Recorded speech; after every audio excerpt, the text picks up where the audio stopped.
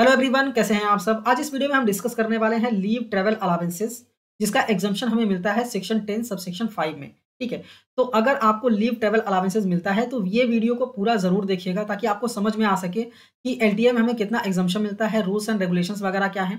ठीक है, ताकि जब भी आप एलटीए का एग्जम्पशन ले आईटीआर फाइल करते टाइम तो आपको एक क्लियर रहे कि आपको कितना एग्जम्पशन मिल सकता है। ठीक है, तो वीडियो को पूरा जरूर देखिएगा। वीडियो स्टार्ट करें इससे पहले अगर आप चैनल पर नए हैं, चैनल को सब्सक्राइब कीजिए और बेल आइकन प्रेस करना मत भूलिएगा। पहला सवाल ये आता है कि लीव ट्रैवल अलाउंसेस होता क्या है। ठीक है, तो एलटीए, इसको एलटीए बोलते हैं, लीव ट्रैवल अलाउंस, या फिर कुछ लोग एलटीसी बोलते हैं, लीव ट्रैवल कंसेशन। ठीक है, तो दोनों एक ही होता है। ये टाइप ऑफ अलाउंस होता है जो कि इंप्लॉयर एक इंप्लॉय को देता है। ठीक है, और ये अलाउंसेस दिया जाता है ट्रैवलिंग के लिए।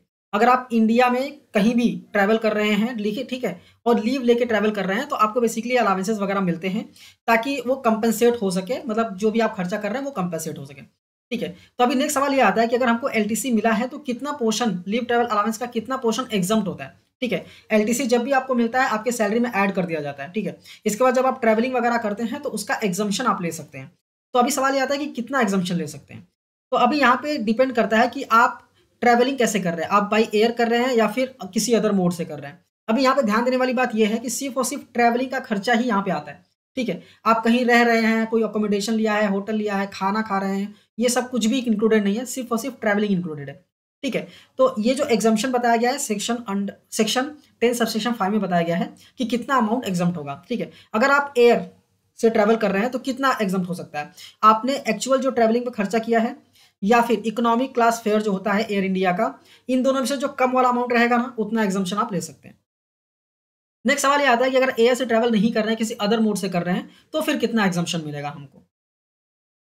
तो अगर आप एयर से ट्रैवल नहीं कर रहे हैं तो हो सकता है आप रेलवे से ट्रैवल कर रहे हो। ठीक है, तो अगर आप रेलवे से ट्रैवल कर रहे हैं तो एक्चुअल एक्सपेंसेस जो आपने किया है, ठीक है, या फिर फर्स्ट क्लास एसी रेल जो फेयर है, इन दोनों में से जो कम वाला अमाउंट रहेगा उतना डिडक्शन आप, उतना एग्जम्पशन बेसिकली आप ले सकते हैं।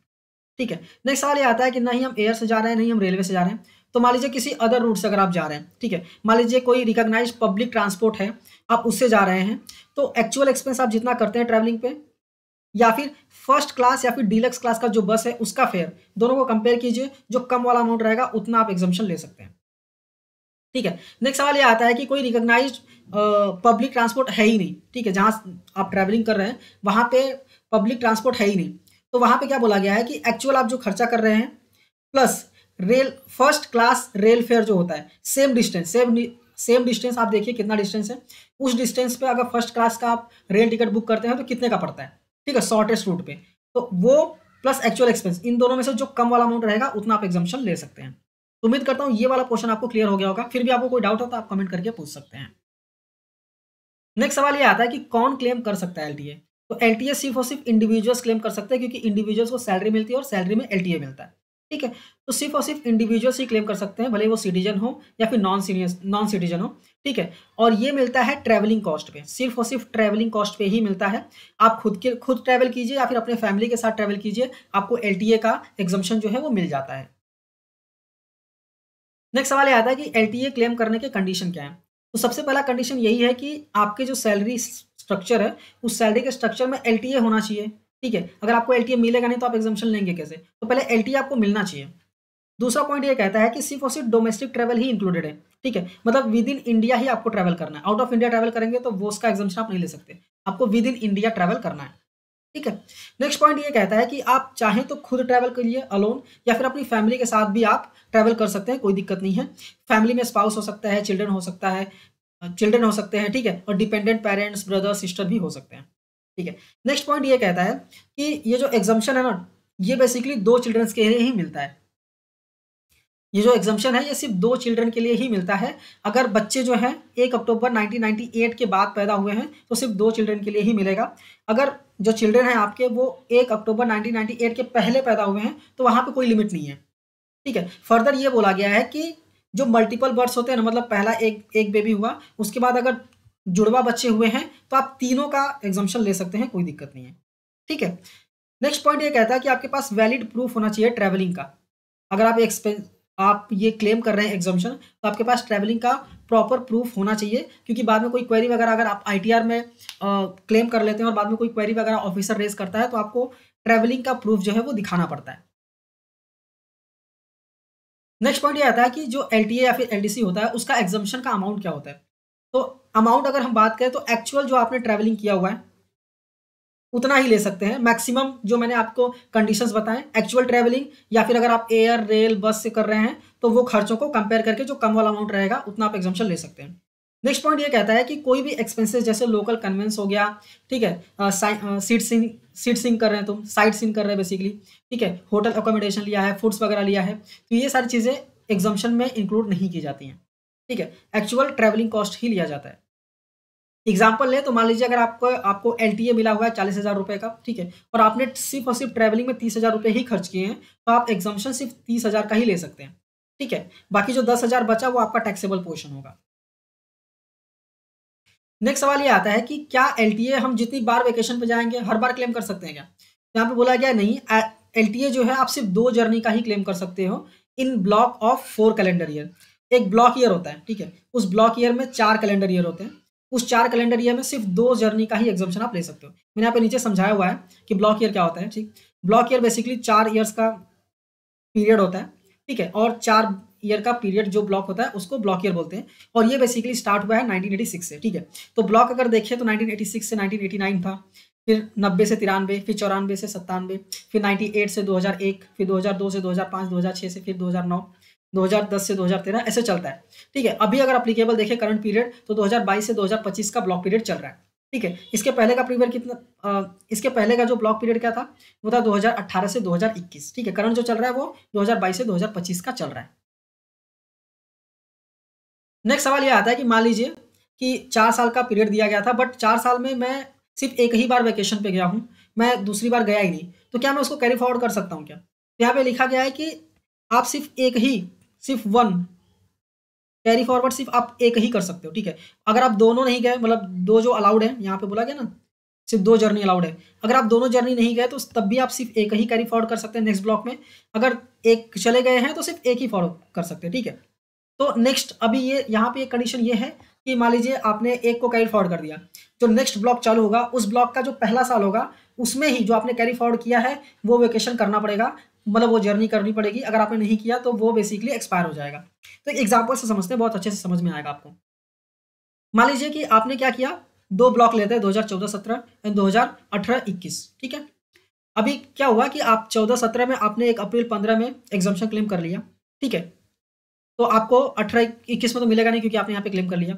जो दूसरा था 14-17 का वो आपने क्लेम किया ही नहीं, लेकिन आपने क्या किया, ब्लॉक ईयर 18 से चालू हो रहा है ना, तो आपने 2018 में ही एक जर्नी कर लिया, तो उसका एग्जाम्पशन आपको 18-21 में मिल जाएगा, ठीक है। उसके बाद आपने 2020 में किया और 2021 में किया तो 20-21 का भी मिल जाएगा, क्योंकि आपने 2014-17 का एक कैरी फॉरवर्ड कर दिया था। कैरी फॉरवर्ड करने के बाद पहले ही साल में आपने एग्जाम्पशन क्लेम कर लिया, ठीक है। तो मतलब 18-21 में आप 3 क्लेम कर सकते हैं।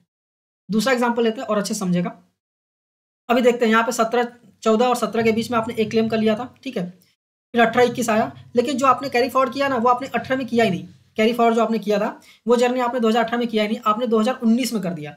चूंकि 2018 में नहीं किया इसलिए वो एक्सपायर हो गया है, तो 2019 में आप जो एग्जाम्पशन लेंगे वो 18-21 का ही होगा।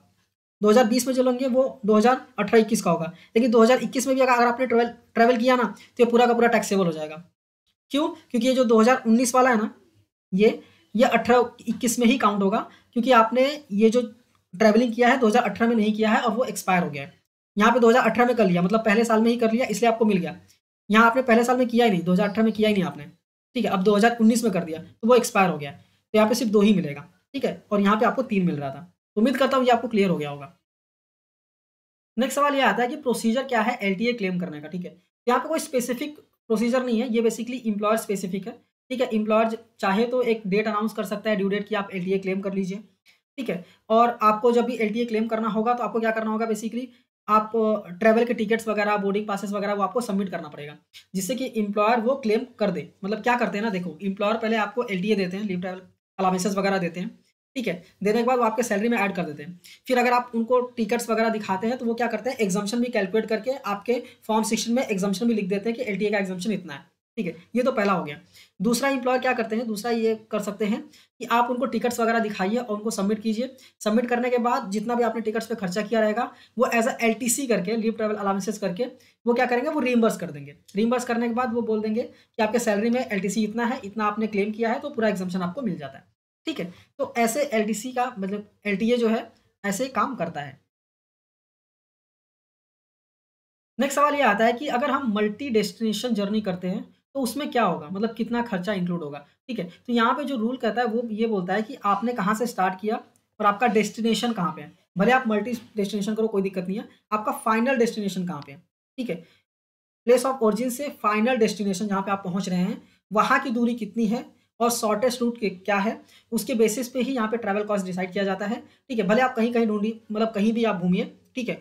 लेकिन आपका स्टार्ट कहाँ से किया और आप एंड कहाँ पे कर रहे हैं, ठीक है? उसका जो शॉर्टेस्ट रूट रहेगा, उसका प्राइस देखा जाएगा कि आप एयर से जा रहे हैं, तो एयर का कितना प्राइस है, ट्रेन से जा रहे हो, ट्रेन का कितना प्राइस है, बस से जा रहे हैं, तो बस का कितना प्राइस है, ठीक है? उसके बेसिस पे यहाँ पे कैलकुलेशन होगा और आपने ट्रैवलिंग में जो खर्चा किया है, वो देखा जाएगा, प्लस ओरिजिन से डेस्टिनेशन का जो रूट है शॉर्टेस्ट, उसका खर्चा कितना होता है, वो देखा जाएगा। उनमें से जो कम है, उतना आप डिडक्शन मतलब एग्जम्पशन आप ले सकते हैं, कोई दिक्कत नहीं है। अभी यहाँ पे एक और प्रॉब्लम आ सकती है कि एलटीए का एग्जम्पशन क्या हम हॉलिडेज़ पे कर सकते हैं? अगर मतलब हॉलिडे है और हम वेकेशन पे चले गए, तो क्या उसका एग्जम्पशन हम क्लेम कर सकते हैं? तो यहाँ पे अगर रूल्स देखें ना, तो रूल्स ये बोलता है कि आपको एग्जम्पशन तभी मिलेगा जब आप लीव अप्लाई करो, उसके बाद आप ट्रैवल पे जाओ। तो बहुत सारे ऐसे ऑर्गेनाइजेशन हैं जो स्ट्रिक्टली इस रूल को फॉलो करते हैं, जो वर्डिंग्स लिखा हुआ है उसको फॉलो करते हैं और वो बोलते हैं कि आपको पहले लीव अप्लाई करना है, उसके बाद ही आपको बेसिकली ट्रैवलिंग के लिए जाना है। ठीक है, अगर आप लीव अप्लाई किए बिना ही ट्रैवलिंग के लिए चले जाते हैं, तो हम उसका क्लेम, एलटीए का क्लेम बेसिकली नहीं देंगे। यहाँ पे कुछ-कुछ ऑर्गेनाइजेशन हैं जो ऐसा करते हैं। बाकी बाकी कुछ-कुछ ऑर्गेनाइजेशन ऐसे हैं जो ये नहीं देखते हैं कि आप लीव्स पे गए हैं, उसके बाद ट्रैवलिंग पे गए हैं, वो एलटीए का क्लेम आपको दे देते हैं, ठीक है? तो उम्मीद करता हूँ एलटीए आपको प्रॉपर्ली यहाँ पे समझ में आ गया होगा। फिर भी आपको कोई भी डाउट है, तो मुझे आप कमेंट करके पूछ सकते हैं। ये वीडियो अगर अच्छी लगी तो इस वीडियो को लाइक कीजिए, अपने दोस्तों के साथ भी शेयर कीजिए। जैसा कि मैंने बताया, मैंने एक सीरीज़ स्टार्ट किया है जिसमें हम एग्जम्पशन और डिडक्शन के सारे सेक्शन वन बाय वन करके डिस्कस करने वाले हैं। तो डिडक्शन ऑलरेडी मैंने यहाँ पे दिखा दिया आपको, डिडक्शन के बहुत सारे वीडियोज़ मैंने ऑलरेडी अपलोड कर दिए हैं, ठीक है? आप जाके देखिए, बाय एनी चांस अगर आपको लगता है कि कोई डिडक्शन का सेक्शन अपलोड नहीं किया गया, तो आप कमेंट कमेंट करके बता सकते हैं कि ये सेक्शन अपलोडेड नहीं है, तो वो सेक्शन हम अपलोड कर देंगे, ठीक है? इसके बाद हमने प्लेलिस्ट ऑलरेडी बनाई हुई है, आप यहाँ पे देख लीजिए। List of income tax deductions हमने यहाँ पे डाला हुआ है और लिस्ट ऑफ टैक्स एग्जम्पशन, ठीक है? इसमें हमने एचआरए ऑलरेडी डिस्कस किया हुआ है और अभी हमने लीव ट्रैवल अलाउंसेस डिस्कस कर लिया है। बाकी के अलाउंसेस भी हम यहाँ पे डिस्कस करने वाले हैं और सीधा यहाँ पे सीधे ऐड करते जाएँगे, अपलोड करते जाएँगे और प्लेलिस्ट में भी ऐड करते जाएँगे, ठीक है? तो मेक श्योर कि आप चैनल को सब्सक्राइब करके रखिए, ताकि जब भी आईटीआर फाइलिंग करने का टाइम आए, तब तक आपको सारे अलाउंसेस और डिडक्शंस के बारे में पता हो। एक और अनाउंसमेंट है, हम म्यूचुअल फंड में इन्वेस्टमेंट्स भी करवाते हैं, ठीक है? तो अगर आप म्यूचुअल फंड में इन्वेस्टमेंट्स करना चाहते हैं, इंटरेस्टेड हैं, म्यूचुअल फंड के बारे में जानना चाहते हैं, ठीक है? तो आप हमें इंस्टाग्राम पे मैसेज कर सकते हैं या फिर टेलीग्राम पे भी आप हमें मैसेज कर सकते हैं और हम कनेक्ट हो सकते हैं, हम समझ सकते हैं कि म्यूचुअल फंड्स क्या होता है, आपके लिए कैसे बेनिफिशियल होगा, ठीक है? रिटर्न्स कैसे मिलते हैं, उसके बाद हम इन्वेस्टमेंट्स आपका स्टार्ट करके दे सकते हैं, ठीक है? और आपका टैक्स प्लानिंग भी प्रॉपर्ली कर सकते हैं, जिससे कि आप फ्यूचर में जब सेल करो, तो आपको कम से कम या फिर ना के बराबर टैक्सेस वगैरह देना पड़े। तो ये वीडियो अगर आपको अच्छी लगी है, तो इस वीडियो को लाइक कीजिए, अपने दोस्तों के साथ भी शेयर कीजिए और इन्वेस्टमेंट करना चाहते हो, डेफिनिटली आप हमसे कनेक्ट कर सकते हैं। मिलते हैं नेक्स्ट वीडियो में। Thank you for watching and all the best.